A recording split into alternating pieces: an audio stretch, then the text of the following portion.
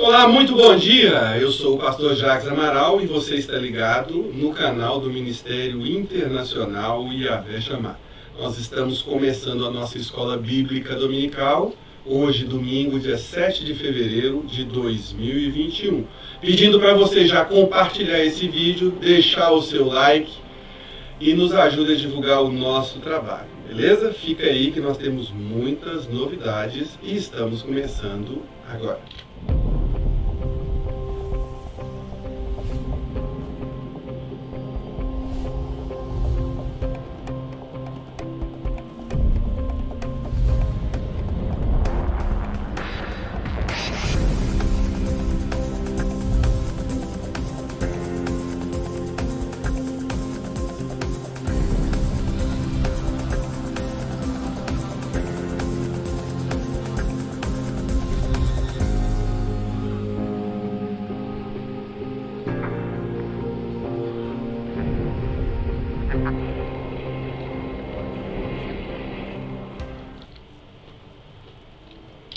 Estamos de volta e hoje o nosso tema vai ser o estudo panorâmico da Bíblia.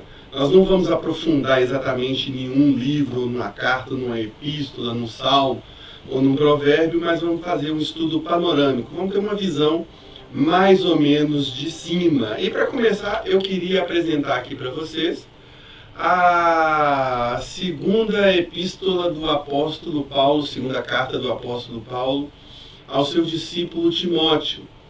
E o ensinamento a partir do capítulo 3, versos 16 e 17, nos instrui da seguinte maneira: toda a Escritura é divinamente inspirada e proveitosa para ensinar, para redarguir, para corrigir, para instruir em justiça, para que o homem de Deus seja perfeito e perfeitamente instruído para toda a boa obra. Então nós vimos aqui que existe uma necessidade, isso mesmo, uma necessidade de estudarmos a Bíblia, de lermos, de termos contato com a Bíblia, de estarmos sempre antenados, prestando atenção naquilo que as Escrituras nos ensinam a fazer durante toda a nossa caminhada cristã, e em especial para a resolução dos problemas, das coisas que se apresentam na nossa vida.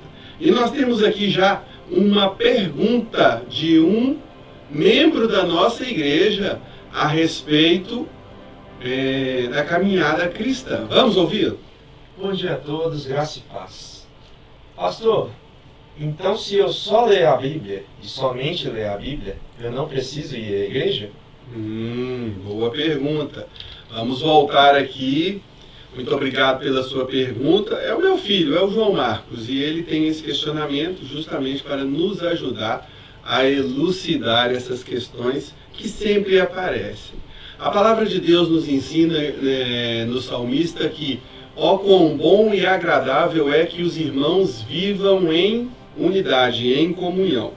Portanto, ir à igreja, além de ser uma obrigação, um mandamento, estar em unidade, estar em comunhão, participando das dificuldades dos outros, para poder assisti-los, reunirmos em culto de adoração, além de ser um mandamento, é também uma oportunidade de nós compartilharmos, de nós testemunharmos a nossa caminhada, ajudando aqueles que estão mais fracos, percebendo as necessidades daqueles que estão ali dentro da nossa congregação. Então, irmão João, fica aí a resposta. Nós devemos estudar a Bíblia assim como mandamento, mas estar em comunhão, participar da congregação, também faz parte de um mandamento especial nesses dias em que nós temos tanta concorrência, né? Nós temos tantas distrações, tantas coisas que podem tirar as pessoas do foco. É importante nós estarmos ligados e conectados juntos na obra.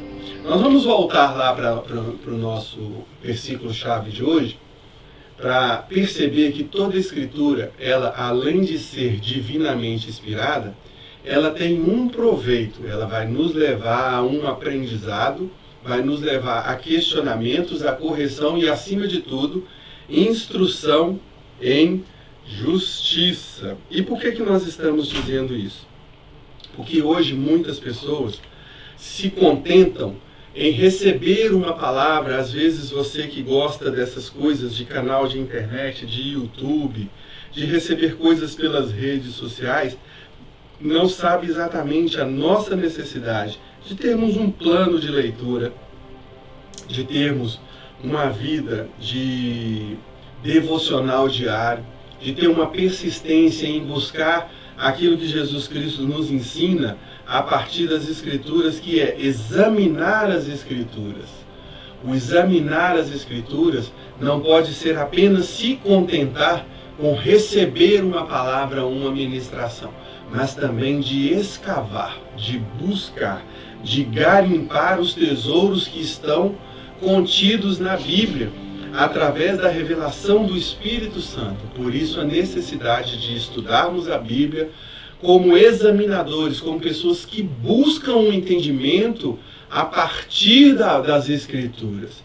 E nisso nós vamos perceber que a Bíblia, ela por si só, ela é completa. É a partir da Bíblia que nós temos a revelação da pessoa de Deus, do Criador, do Pai. Nós temos também a apresentação do Filho e do Espírito Santo. O primeiro lugar em que o Espírito Santo se apresenta é justamente na Bíblia, nas Escrituras. Mas, pastor, e para quem não sabe ler e nem escrever? Para essas pessoas nós temos a obrigação de ensiná-las, alfabetizando-as dentro da possibilidade e dentro das condições de cada um, alfabetizando na sua língua nativa, se é uma pessoa que nasceu num país de língua inglesa, língua britânica, africana, holandesa, espanhola, de acordo com o idioma, alfabetizando, ensinando os rudimentos mais básicos, porque isso não apenas vai transformar a vida da pessoa espiritualmente, mas vai abrir possibilidades no mundo físico também. É muito bom quando você encontra com uma pessoa que está ligada, que está antenada, que tem recursos e que está sabendo o que está acontecendo nesse mundo.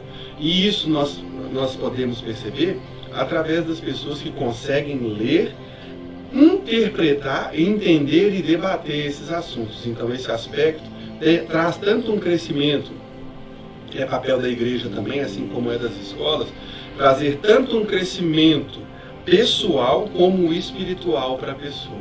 Na parte espiritual, as Escrituras vão revelar a pessoa do Deus Pai, do Filho e do Espírito Santo. A necessidade de nós termos um entendimento da nossa dependência do Pai, de nós sermos levados ao arrependimento, a sermos levados à transformação através das Escrituras. Assim como também, como igreja, nós temos o papel, o dever, a obrigação de trazer as pessoas a um crescimento, a levá-las à compreensão. E como que isso se opera? A primeira coisa é você entender que a palavra de Deus, ela tanto serve, assim como nós vimos na orientação que Paulo passava ao seu discípulo, nós também temos que ter esse entendimento a partir de que a Bíblia, ela é inerrante, ela não contém erros, não contém equívocos, porque ela é justamente inspirada, infalível e a completa palavra de Deus. E o salmista afirma dessa maneira, Salmo 119, 140. A tua palavra é muito pura. A palavra de Deus, ela é boa, perfeita, é agradável, ela é verdadeira. E o apóstolo ele também ensina que a palavra de Deus, ela é tão penetrante como uma faca que possui dois lados de corte, uma faca de 2 gumes ou uma espada de 2 gumes. Essa é a palavra de Deus. Ela faz a separação entre alma e espírito. Ela que discerne pensamentos, ela é ela que nos traz orientação. Ela que é a nossa luz. O salmista também, lá no Salmo 119, versos 104, se não me engano, 105, diz que lâmpada para os meus pés e luz para o meu caminho. Essa é a palavra de Deus. Portanto, a palavra de Deus, ela precisa ser examinada.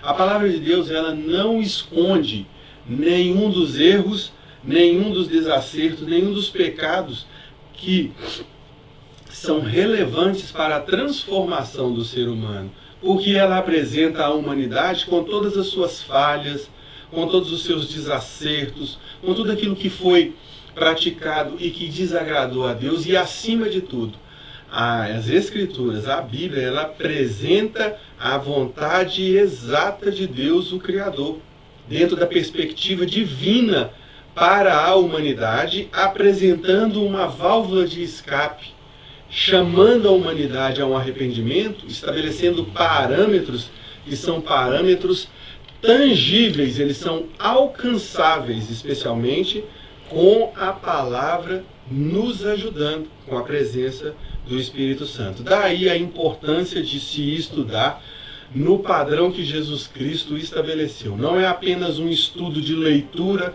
que você vai ou ler ou vai ouvir, né, diante da facilidade que hoje nós temos, né, na internet, dos aplicativos de Bíblia, das páginas de Bíblia, em que você pode apenas dar um clique e a Bíblia vai sendo reproduzida na versão que for melhor e mais agradável para você. Isso é bom? Isso é bom ter essa tecnologia à nossa disposição, mas o atender o comando, o mandamento de Jesus Cristo é um exame das Escrituras. É uma leitura buscando o entendimento, a compreensão e a transformação da nossa própria vida. Não apenas entender e compreender, mas buscando um exame que nos possibilite uma transformação pessoal, uma transformação na nossa comunidade, uma transformação na nossa nação. É por isso que a palavra e as Escrituras diz: pede que eu vou te dar as nações como herança. Mas para que nós vamos receber uma herança, por exemplo, uma nação como o Brasil como herança, se nós não temos substrato, não temos subsídio para que essa transformação venha para a nossa nação? E essa transformação ela só vem a partir do nosso conhecimento, do conhecimento das Sagradas Escrituras. E essa transformação ela só é possibilitada a partir do momento em que nós nos dispusemos a encarar essas dificuldades de interpretação, essas dificuldades que eu chamo pessoais. Nós precisamos estabelecer uma agenda na qual nós coloquemos o estudo bíblico como uma das prioridades, como crescimento, como conhecimento, para que todos nós possamos ter de uma forma efetiva a palavra sendo um agente transformador nas nossas vidas. Assim como disse anteriormente, é a partir da palavra de Deus, é a partir do Evangelho, é a partir das Sagradas Escrituras que nós somos ou somos apresentados à pessoa do Pai, do Filho e do Espírito Santo. Assim como sabemos e tomamos conhecimento que o Espírito possui dons a serem distribuídos conforme a vontade dele, nós possamos entender esses dons, aprimorá-los para que eles sejam utilizados de uma maneira que venha fazer crescer o reino de Deus. E essa é a nossa proposta para hoje, mas fazendo uma leitura panorâmica da Bíblia. Então a Bíblia ela não contém erros, mesmo que nós possamos encontrar algumas imprecisões, por assim dizer, semânticas, ortográficas, elas não alteram o conteúdo da perfeita, boa e agradável vontade de Deus. O nome Bíblia foi empregado pela primeira vez pelo patriarca de Constantinopla, João Crisóstomo, aproximadamente 344 a 420 anos depois de Cristo, para indicar uma coleção de livros sagrados. Essa expressão Bíblia, ela não é uma expressão comumente utilizada, não é uma expressão, por exemplo, utilizada no Antigo Testamento. Daqui a pouco nós vamos dar uma passada. Mas ela foi formada justamente para trazer uma organização. Vocês vão se lembrar que em determinada passagem Jesus Cristo estava dentro do templo e ele pegou um dos rolos do profeta Isaías. E ele achou a passagem em que estava escrito a respeito daquilo que o profeta Isaías havia profetizado, e era a respeito dele mesmo, e ele acabou lendo. Então essa organização em livros, ela foi trazida para nós no século IV, entre os séculos 4 e 5 depois de Cristo, para nos ajudar numa organização. E existem muitos outros nomes que nós encontramos, por exemplo, o volume sagrado, que designam a inspiração e a origem divina. Prestem atenção nisso, que isso é muito importante e relevante para o nosso conhecimento nessa manhã, que é entender que a Bíblia, ela é a palavra inspirada por Deus e pelo Espírito Santo. Ela é a vontade de Deus para a humanidade. A revelação de Deus para os homens estão reunidas naquilo que foi inspirado pelo Espírito Santo, embora escrito pelos homens. Sim, a Bíblia foi escrita pelos homens, inspirada ou revelada pelo Espírito Santo. Em alguns instantes nós vamos entender como que essa coisa funcionou. Tá? Então vamos continuar. Nós podemos encontrar evidências no Salmo 1, nos versos 1 e 2. Entende? Podemos encontrar também em Esdras 7 e 10. Podemos encontrar em Mateus 15 e 6. Nos Atos dos Apóstolos 6 e 7. E a expressão livro do Senhor no livro do profeta Isaías, no capítulo 34, verso 16. Oráculo de Deus, em Romanos 3, verso 2, em 1 Pedro, capítulo 4, verso 11. Isso é, a Escritura fazendo referência a ela mesma, colocando nome, dando para ela característica, dando para ela qualidades de como que ela é entregue para os homens, quais os nomes que ela possui dentro desse contexto. Sagradas letras ou Sagrada Escritura, conforme 2 Timóteo 3, verso 16, e simplesmente Escritura no Evangelho de Marcos, no capítulo 15 e 28, no Evangelho de Lucas, no capítulo 4, também no verso 21. Entre estes e outros nomes são chamados de nomes canônicos da Escritura. E em instantes nós vamos entender de onde vem, de onde origina a palavra canônico, que permitiu termos, por exemplo, a organização da Bíblia conhecida pelos evangélicos, pelos cristãos evangélicos de agora, compilada em 66 livros organizados, cada livro dividido por seções, obedecendo uma narrativa não cronológica, mas uma narrativa que fosse uma lógica e que permanecesse a conexão entre um e outro livro, facilitando o nosso entendimento. Então, nós já podemos aprender e concluir aqui por essa primeira abordagem que a Bíblia ela não está montada, ela não está organizada cronologicamente. Ou seja, não vem obedecendo uma linha do tempo. E isso é muito interessante que você saiba, para que você não se confunda e não tenha questionamentos que são questionamentos peculiares de pessoas que não examinam as Escrituras. Como, por exemplo, coisas que não obedecem uma sequência numa linha de tempo ou numa linha cronológica, conforme nós estamos explicando aqui e que nós vamos ver em alguns instantes. O que é interessante nós sabermos? O cânon bíblico ou cânon das Escrituras é justamente essa lista de textos ou essa organização dos livros religiosos evangélicos cristãos que nossa comunidade aceita como sendo inspirados por Deus e possuem, portanto, uma autoridade entregue por Deus. E é essa autoridade que nós vamos questionar em outros livros deuterocanônicos, livros apócrifos, ou que não possuem essa qualidade, porque a palavra cânon ela vem justamente de um parâmetro, ou seja, de uma régua, de uma vara de medir. Por que isso? Nós que somos desse século, sabemos e entendemos que hoje a literatura ela é fluida em várias plataformas, em vários meios. Para quem é do século passado e utilizava como fonte de pesquisa simplesmente as enciclopédias, Barça, Britânica, qualquer uma outra que fosse acessível, vai se lembrar que a fonte de pesquisa era extremamente limitada.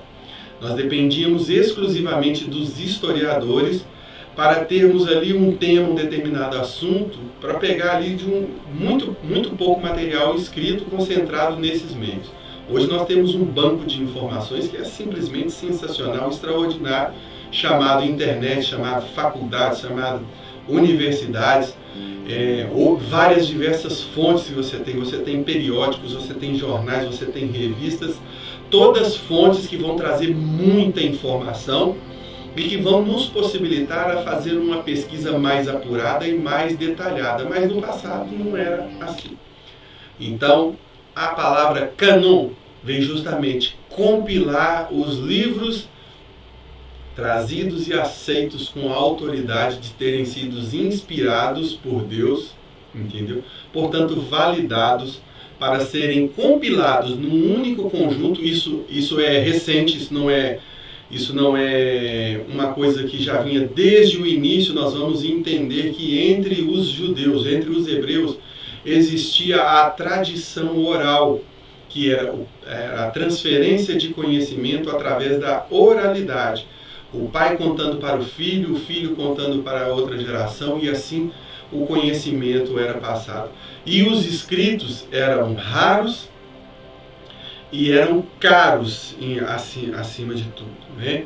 Nós vamos ver que a questão do pergaminho, a questão das pedras, né? O primeiro que traz esse relato para a gente é justamente Moisés trazendo lá a pedra com os mandamentos escritos pelo dedo de Deus, mostrando para o povo que era possível. Ele já tinha uma linguagem, já tinha símbolos, já tinha um alfabeto, já existia uma forma de se comunicar, ou seja, era falado através de um sistema organizado, de uma ortografia, de coisas que eram possíveis de entender, serem escritas e serem lidas, mas era um processo caro e eram raros os copistas, né? Vamos entender, nós que vivemos agora sabemos como que era essa raridade, voltando poucos anos atrás ou poucas décadas atrás, para compreender como a informação era armazenada, era guardada, né? Nos tempos mais remotos, nos tempos mais antigos, eram feitos com aquilo que tinha à disposição: pedras, couro, pergaminhos, né? Tecidos, às vezes nas paredes, não é isso mesmo? Nós já podemos ter aqui o conhecimento não apenas através da Bíblia, por assim dizer, mas também através do conhecimento histórico que nos permite entender e compreender a própria evolução da escrita, do papel, da internet, da qual nossa geração é contemporânea, né? Esse evento sensacional que é ter a informação na palma da sua mão, do seu smartphone, do seu celular, do seu tablet, do seu computador, é um privilégio que a gente sabe que não tinha nos tempos mais remotos, mais antigos. Então, os livros inspirados, como a expressão da palavra de Deus, formam o cânon bíblico original e como regra de fé e doutrina. São 39 livros no Antigo Testamento e mais 27 livros no Novo Testamento. A hora que eu coloco a expressão livros, nós vamos fazer uma pequena exceção, um pequeno parêntese, um pequeno ajuste para demonstrar que os livros, na verdade, deveria ser a terminologia correta é os escritos, né? São 39 escritos no Antigo Testamento, mais 27 no Novo Testamento, porque nós vamos encontrar conteúdos com aspectos mais similares à carta, à epístola, e a livro e a evangelho, que é o anúncio das boas novas, e por outro lado nós vamos encontrar conteúdos que são minúsculos. Temos livros pequenininhos, como o livro de Jonas ou de Naum. Nós temos livros bem reduzidos, bem pequenos, como a epístola de Judas, né, que é muito pequeno, Tito, que é muito pequeno. Então essa característica de livro nos remonta a um compêndio de várias páginas de apresentação, de prefácio e tudo. Então a terminologia correta seria os escritos. Voltando. Ok, são 66 canônicos que, como verdades infalíveis e eternas, possuem uma autoridade final, e essa autoridade ela é conferida pelo próprio Deus. Continuando, como um exemplo de que existem outras versões e outras possibilidades, a própria Bíblia Católica contém 7 livros adicionais à Bíblia evangélica, dos cristãos evangélicos. tá? Extraídos da Bíblia grega ou Septuaginta, a reunião de 70 nobres que organizaram isso aí, tá? E que foi traduzida para o grego no ano 250 a.C. Ok? Ano antes de Cristo, isso mesmo. Que não faziam parte dos livros inspirados da Bíblia hebraica original. E são esses os livros que você vai encontrar numa Bíblia católica. Tobias, Judite, 1 e 2 Macabeus, Sabedoria, o livro Eclesiástico e Baruque. Nós não estamos aqui questionando o valor histórico, o valor literário desses livros adicionais. É que muitos deles, pelo seu próprio conteúdo, eles trazem dificuldade em harmonização, em coerência com o restante das Sagradas Escrituras. Por essa razão, eles são considerados pela comunidade cristã evangélica como livros apócrifos, porque eles não preenchem os requisitos, às vezes até de inspiração, como é um caso, por exemplo, me desculpe, em que o próprio autor coloca ao final: eu escrevi, mas não tenho certeza de que esse escrito corresponde à realidade. E se o autor coloca essa interpretação e coloca essa observação, por que o leitor deve conferir originalidade, autenticidade, autoridade divina como inspirado por Deus num livro que tem já essa observação do próprio autor, ficando aí como um exemplo da ressalva que se é feita ou que se faz a partir desse momento. E nós vamos avançar agora, depois de esclarecidos esses pontos iniciais, para algumas características que a Bíblia possui e que são muito interessantes e que, apesar de não serem relevantes ao extremo de definir como que isso vai ser aplicado na sua vida teologicamente, é importante que você entenda a origem, a natureza, e que você busque, inclusive, outras fontes para alicerçar o seu entendimento. A primeira delas é que a Bíblia foi escrita por mais de 40 autores. Isso quer dizer que não foi uma única pessoa que escreveu, embora nós tenhamos aqui em evidência a pessoa do apóstolo Paulo, que escreveu 13 dos 27 livros, ou dos 27 escritos do Novo Testamento, eles são atribuídos ao apóstolo Paulo. A importância, a relevância do apóstolo para o crescimento do Evangelho, a visão que o apóstolo Paulo teve através do Espírito Santo, ele que é apóstolo fora do tempo, ele encontrou com Jesus não em carne e osso, mas em espírito, porque Jesus é assim, foi o próprio Jesus que foi evangelizar o apóstolo Paulo, transformando-o em seu discípulo e posteriormente em seu apóstolo, trazendo para ele essa característica e essa autoridade. Não existe uma única carta, uma única epístola do apóstolo Paulo que traga assunto que não seja apresentando a pessoa do Senhor Jesus Cristo, a pessoa do Espírito Santo, a necessidade do crescimento da igreja, para que vocês tenham uma exata ideia, uma exata noção da importância desse apóstolo para o crescimento do Evangelho, para a fundação da igreja, embora muitos coloquem no apóstolo Pedro, a partir de uma expressão utilizada por Jesus Cristo, que a igreja seria fundada através de Pedro, que era a pedra fundamental, mas a pedra fundamental de verdade é a pessoa do Senhor Jesus Cristo. Então a Bíblia, apesar de ser escrita por 40 autores, todos eles apresentam justamente a perspectiva divina dos céus em comparação àquilo que se espera da humanidade, aquilo que se espera da raça humana. Ela foi compilada por cerca de 1500 anos. Os principais idiomas utilizados para a escrita da Bíblia foram o hebraico, o aramaico e o grego. A Bíblia, por sua característica de ser inerrante, por ser autêntica, por ser a verdade absoluta da vontade de Deus, ela não oculta os erros e nem os acertos da humanidade. Apesar de ser inspirada, ou seja, ela é divina, ela é inspirada pelo Espírito Santo, ela outorga ao homem a liberdade literária. E o que isso quer dizer? Cada autor pôde escrever a vontade de Deus utilizando o seu favorito estilo literário. Você consegue entender isso? Alguns livros são livros poéticos, outros são livros históricos, outros trazem narrativas, alguns são livros sinóticos, ou seja, são sínteses, são sinopses, são narrativas a partir de material que foi colhido, que foi apresentado, e ali ele apresentou. E existem outros livros que possuem a narrativa poética, a narrativa mais,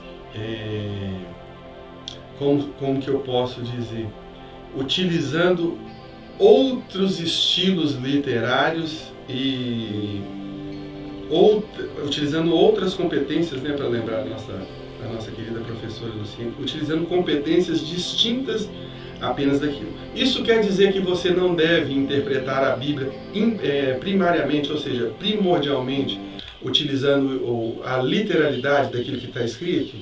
É a nossa primeira fonte de interpretação da Bíblia. A Bíblia deve ser lida e interpretada primordialmente pela sua literalidade, ou seja, vamos entender que aquilo que está escrito é exatamente aquilo que o autor tentou transmitir. Mas em alguns casos nós vamos lançar mãos de analogias, vamos lançar mão de outros estilos literários que até o próprio Jesus ensinava por parábolas, que quer dizer, para alcançar um final ele deu uma volta, ele não foi direto ao ponto utilizando o estilo literário, direto, literal, letra por letra, mas ele apresentou diversas oportunidades, apresentou o reino de Deus apresentando por parábolas. E aí são várias as parábolas, em especial no Novo Testamento.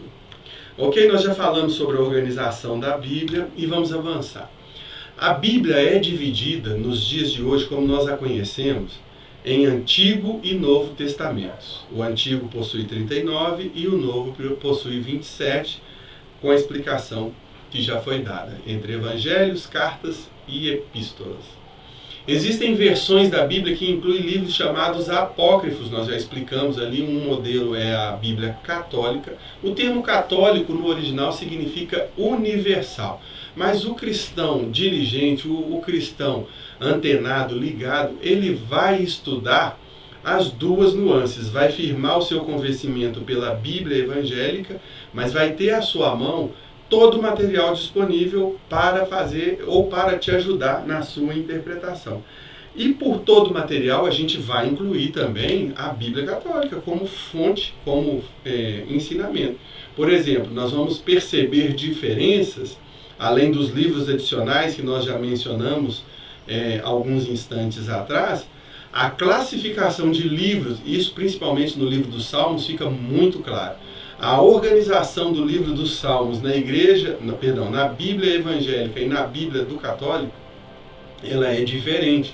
Nós vamos ter uma numeração adicional na Bíblia católica, não vai haver coincidência. Esse é apenas um exemplo para que você tenha a noção de como é importante você aumentar as suas fontes de pesquisa, o seu acervo de pesquisa para te ajudar na compreensão. Volto a dizer, não se limite às pregações. Faça a sua própria pesquisa, possua o seu próprio material de pesquisa. Existem muitas fontes que são interessantes.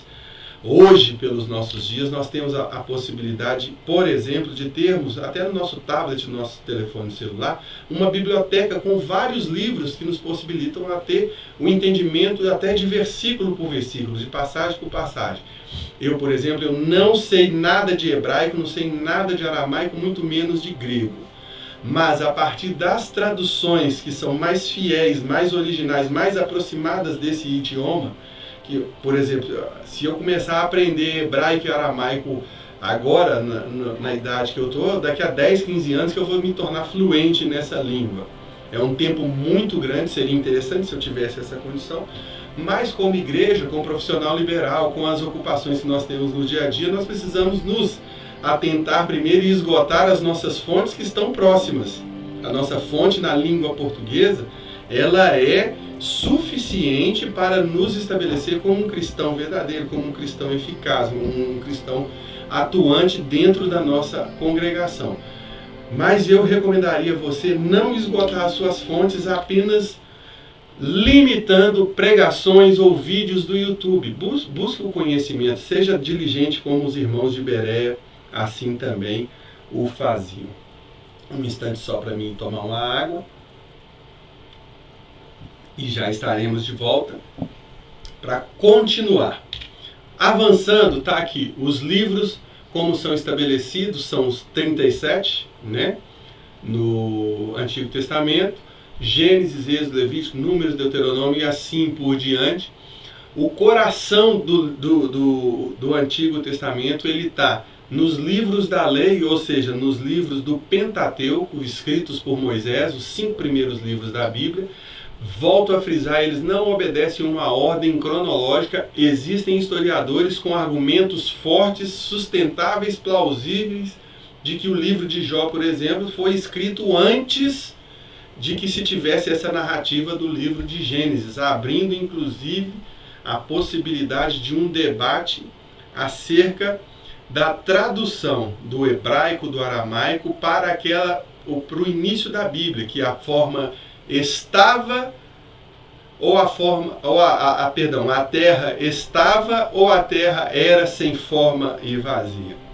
E existe uma diferença. O estava, ele representa um estado atual. O era se refere a um estado pretérito, passado. E isso é importante, inclusive para elucidar coisas e descobrimentos do nosso tempo atual, dinossauros, outros viventes na forma da Terra. Então é importante nós termos esse entendimento e essa visão.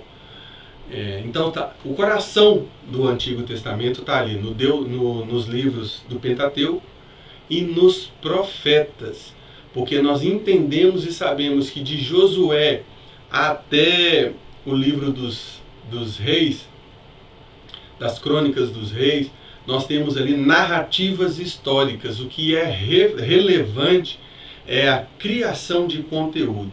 E por criação de conteúdo nós entendemos que é onde Deus estabelece os parâmetros. Nós temos a partir então do livro do Pentateuco, Deus estabelecendo os pilares, os parâmetros de relacionamento com a humanidade, apresentando Adão e Eva, apresentando um jardim do Éden, apresentando o parâmetro de santidade, que é o não ao pecado em qualquer esfera que esse pecado, ou em qualquer tamanho, em qualquer dimensão que o pecado possa aparecer.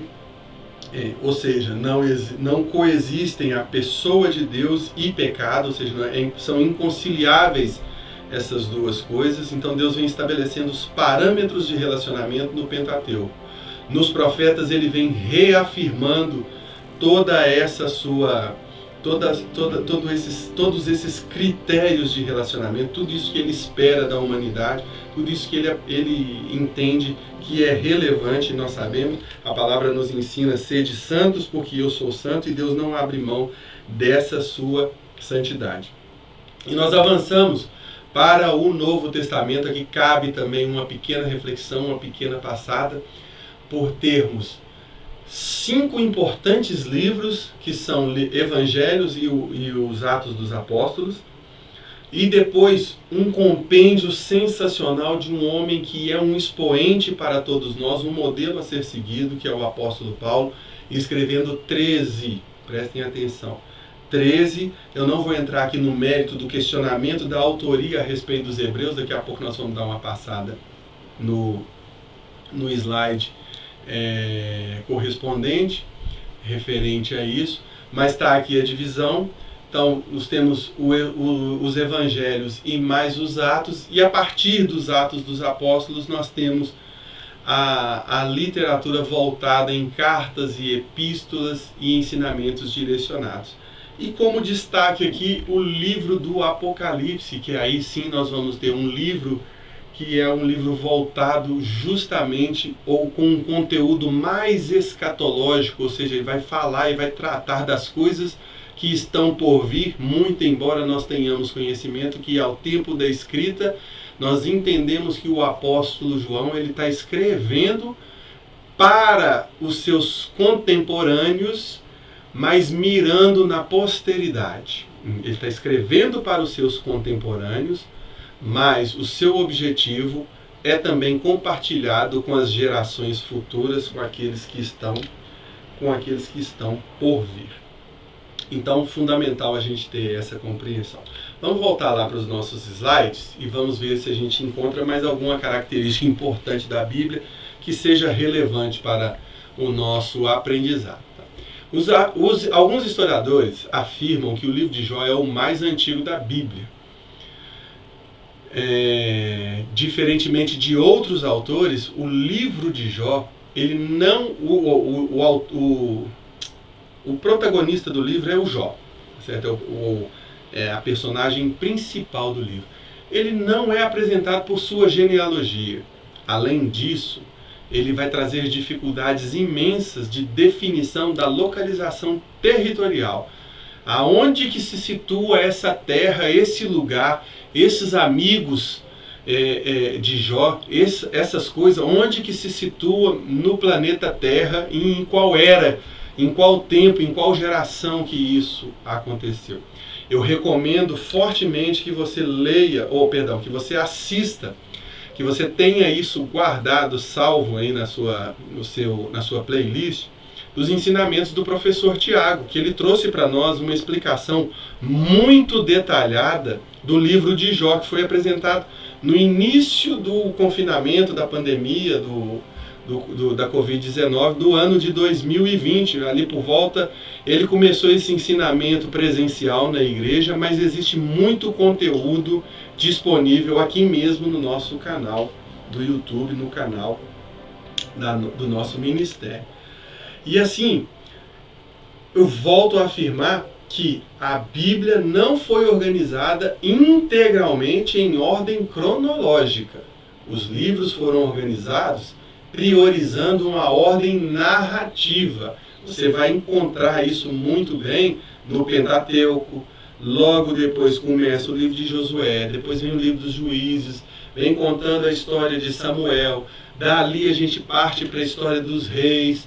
Dos reis a gente vai para as crônicas dos reis.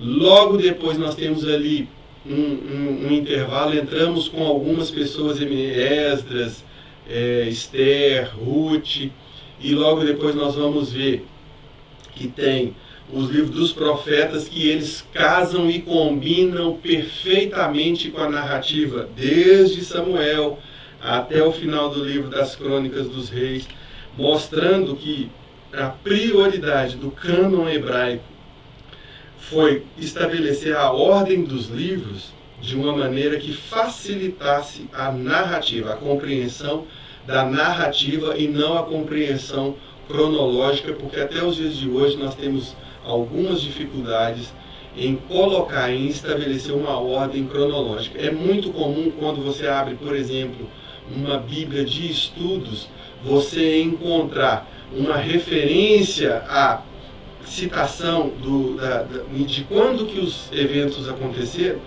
uma distância, uma janela entre 20, 30, 40 anos de diferença. Por exemplo, provavelmente esse autor escreveu esse livro 750 a 710 anos antes de Cristo. Por que isso? Justamente porque é difícil se estabelecer a ordem cronológica a partir do momento em que, no tempo em que estava sendo escrito, foi priorizado não essa preocupação com a cronologia, colocar as datas de quando aconteceu, embora exista essa referência no Antigo Testamento, falando a respeito dos meses, considerando o reinado ou a existência ou a história de uma ou determinada pessoa, de uma ou outra pessoa. A gente encontra isso muito no Antigo Testamento. Mas, ressalvadas essas exceções, não são muitas, a maior parte da história ela é fluida em relação à existência da humanidade, mesmo porque, para a existência da humanidade, nós cremos que a criação ela partiu de um caos para uma organização, para um cosmos, sem estabelecer o dia zero, ou o dia primeiro da existência humana. Não tínhamos. Apesar de termos a idade de Adão, a idade de Matusalém, a idade de Noé, a idade de Abraão, de Isaac, de Jacó, não nos permite afirmar com certeza, prestem atenção nisso, que isso é importante, É a certeza de que nós podemos estabelecer uma ordem cronológica. Preferimos estabelecer uma ordem narrativa, que faça sentido colocar aqueles livros naquela determinada disposição. A ordem cronológica, ela vai estabelecer uma série de dificuldades. Primeiro, que a gente não estava lá, não temos registros precisos da data que foi escrito os livros, porque nós temos referência à pessoa, mas não sabemos nada em relação à escrita. Tá ok? Então vamos lá, ainda continuando com algumas características da Bíblia. O Antigo Testamento possui livros históricos, proféticos, poéticos e de sabedoria. O Pentateuco, como dito, assim como os livros proféticos, constituem o coração do Antigo Testamento. O Pentateuco apresentando a pessoa de Deus, estabelecendo os parâmetros de relacionamento com Deus, e os proféticos reafirmando tudo aquilo, anunciando a vinda do Redentor e ainda anunciando a chamada de Deus para todos os povos. Vejam vocês que o povo escolhido por Deus é o povo hebreu, o povo judeu. Mas as promessas de Deus se estendem a toda a humanidade antes mesmo do Novo Testamento, antes mesmo da vinda de Jesus Cristo. Porque no próprio Antigo Testamento, Deus faz referência a diversas nações, a diversos povos, que ele considera como povo exclusivo seu. E ao final de todas as coisas, nós podemos entender e compreender que Deus está buscando realmente que a humanidade por inteira se volte para ele, não apenas uma única nação. E Deus se apresenta dessa maneira, dizendo, inclusive lá no livro de Ezequiel, que ele não tem prazer que, por exemplo, o ímpio venha a perecer. Antes, pelo contrário, Deus espera que toda a humanidade se renda aos seus pés em adoração. Ok? Até aqui, vamos continuar então, voltando aos nossos slides. Tá aqui. Chegamos aqui. O livro dos Salmos possui o maior número de capítulos, 150. É apenas uma curiosidade. Mas uma informação que é relevante, até mesmo para que você compreenda o porquê que Jesus abriu lá o rolo da lei, pegou o livro dos profetas, ele não dispunha desse recurso, desse sistema de capítulos e versículos, porque isso é coisa recente. Esse sistema, ele foi criado por um arcebispo lá em Canterbury. Nós estamos falando aqui já da pré-reforma, né? Falando da pré-reforma protestante. Mas ali, a partir dali, foi facilitada a vida do leitor, do pesquisador, do estudioso da Bíblia. Porque nós estamos falando aqui do século XIII, entendeu? E ele começou a colocar no papel essa ideia de separar o livro por capítulos e, posteriormente, por versículos. E, durante muito tempo, a Bíblia foi lida, foi pesquisada, foi examinada sem a divisão de versos. Agora, sem dúvida que essas divisões se tornaram muito úteis, principalmente para os dias atuais. Então tá aqui, voltando um pouquinho aqui para falar do Pentateuco, ele foi escrito por Moisés, o qual é reconhecidamente, ou teve reconhecidamente, substancial parte desse relato, pela revelação do Espírito Santo. Moisés não estava presente no primeiro dia, lá no dia da criação, ele não estava, mas ele traz detalhes do dia da criação, riqueza de detalhe, inclusive, coisas que só poderiam ter sido registradas por alguém que é eterno, assim como é o Espírito Santo, o próprio Pai, o próprio Filho. Então, traz aí para a gente essa curiosidade. Ok? Avançando, no Novo Testamento nós encontramos 4 evangelhos, e cada um deles apresenta Jesus Cristo de uma maneira peculiar, respeitando o estilo literário de cada um. Mas a curiosidade é que nos 3 primeiros evangelhos, Mateus, Marcos e Lucas, nós temos a narrativa sinóptica, ou seja, ela é uma sinopse, ela é fornecida através de uma pesquisa, buscando elementos históricos para a formação de uma narrativa que seja lógica, congruente e que seja plausível e inteligível, né? Por outro lado, o Evangelho de João nos traz a narrativa a partir de uma revelação. Todos os relatos e acontecimentos são transcritos pela revelação do Espírito Santo, o que traz essa característica especial no Evangelho de João. Como comentado, o apóstolo Paulo é o maior autor do Novo Testamento, se bobear da Bíblia, né? Escreveu 13 cartas e livros. É lógico que o conteúdo que ele escreveu em número de versículos não é maior do que outros autores, não é verdade, mas obedecendo ou observando a divisão por livros, ou seja, por escritos, ele com certeza é o que mais escreveu. E além das 13 cartas e epístolas, ele ainda tem atribuída a ele a autoria do livro da Epístola dos Hebreus, embora muitos, e eu me filio a um deles, apontem para outra direção, principalmente considerando o destinatário da carta. O apóstolo Paulo, ele é o apóstolo dos gentios. Presta atenção nisso, que isso é muito importante. Os gentios são assim considerados que não faziam parte da comunidade judaica, não tinha a consanguinidade, entendeu? Nós estamos falando aqui de contexto de Império Romano, portanto era possível a pessoa comprar a nacionalidade, visto que o Império tinha primordialmente interesses financeiros, militares, bélicos. Esse é o interesse do Império Romano. Mas a comunidade judaica perseverava, ou ela lutava, ela buscava sempre uma purificação, ou seja, a manutenção da consanguinidade. Nós vimos isso muito quando nós estudamos o livro de Esdras e de Neemias. Nós temos a reconstrução de Jerusalém e a relação dos exilados, desde que eles possuíssem vínculos familiares, mantendo a tradição judaica e hebraica. Tá certo? Então, nós podemos dizer que eu me filio, na verdade, né, existe uma dúvida aqui, por causa do estilo literário da Epístola aos Hebreus, é muito similar ao que escreve o apóstolo Paulo. Acontece que o livro de Hebreus não abre apresentando como o apóstolo Paulo, nem trazendo as saudações que são peculiares do apóstolo Paulo. E tem como destinatários exatamente a comunidade judaica, aqueles convertidos da comunidade judaica, trazendo a visão de Jesus Cristo para aqueles convertidos, ou seja, aqueles puros que estavam ali. É a minha fonte de fundamentação e acredito que muitos historiadores também sigam essa mesma interpretação. Mas você vai encontrar similaridades, você vai encontrar coisas que são muito aproximadas do estilo de como escrevia o apóstolo Paulo. Vamos avançar aqui. Importante que você saiba, Lucas, que ele não era discípulo e nem apóstolo, e ele escreveu o Evangelho que leva o seu nome e escreveu também o livro dos Atos dos Apóstolos. Então é muito comum os primeiros discípulos. Lucas não era ali. Lucas é médico.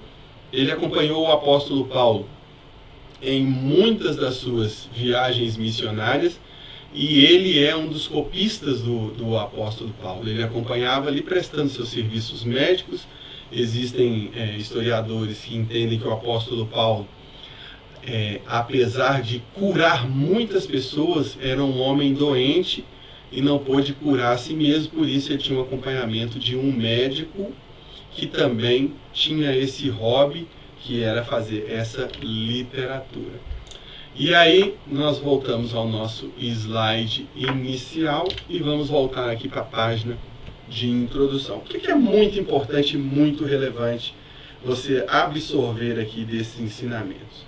O primeiro, eu não estou pedindo para que você descarte nem despreze as profecias, né? A Bíblia mesmo orienta lá em 1 Tessalonicenses 5, não desprezeis as profecias, nem os dons, examinai tudo, retende o que é bom. O meu convite a você, estudioso da Bíblia, é que você examine tudo, faça como os irmãos de Bereia, aqueles em que eles ouviam. Olha quem que eles ouviam.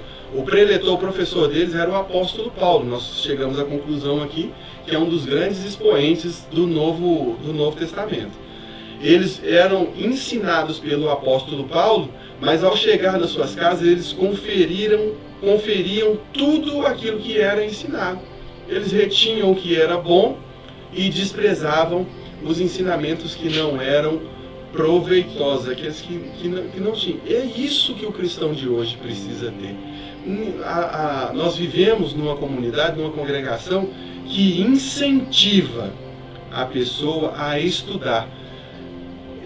Temos aqui alguns modelos, não sei se é possível para você ver. Quem é quem na Bíblia? Aí, quem é quem na Bíblia? Fonte, material. Tem aqui, está em espanhol, mas está aí, rema, em espanhol. A palavra falada. Tem aqui outra fonte, outro material que nos ajuda. Manual Bíblico de Halley. Eu tenho aqui em algum lugar na minha biblioteca diversos manuais. Deixa eu ver aqui se eu consigo pegar algumas revistas com professores de escola bíblica. É importante ter isso. Aqui, aqui, Sangue nos Umbrais. Isso foi presente do pastor Valdir. Manual bíblico de outras congregações. Tudo isso para nos ajudar a trazer um entendimento do Evangelho. Bíblias. Esse pastor aqui deve ter cerca de umas 25 diferentes versões escritas, de papel mesmo, você pode tocar, sem contar aquelas disponíveis no meu tablet e no meu telefone celular. Tudo isso para contribuir para que eu tenha um entendimento da boa, perfeita e agradável vontade de Deus, examinando as Escrituras, buscando conhecimento, que eles venham impactar a minha vida, venham transformar a minha vida e que eu possa ser usado de alguma maneira para levar esse conhecimento adiante. Se você se sente assim, se ligue em nossos canais, tenha um bom dia. Hoje, domingo, é dia de culto, às 18h30. Recado importante para você, no mês de fevereiro só teremos cultos aos domingos, às 18h30. A Escola Bíblica Dominical será online durante todo esse período, até que se estabeleça uma segurança para que nós possamos estar reunidos de novo. E às terças-feiras, cultos às 19h30, rede de jovens sábados às 19h30, todos são convidados. Venha para o culto hoje à noite às 18h30, vai ser uma honra, um privilégio, um prazer encontrar com todos vocês. Fiquem com Deus e até mais tarde, até daqui a pouco.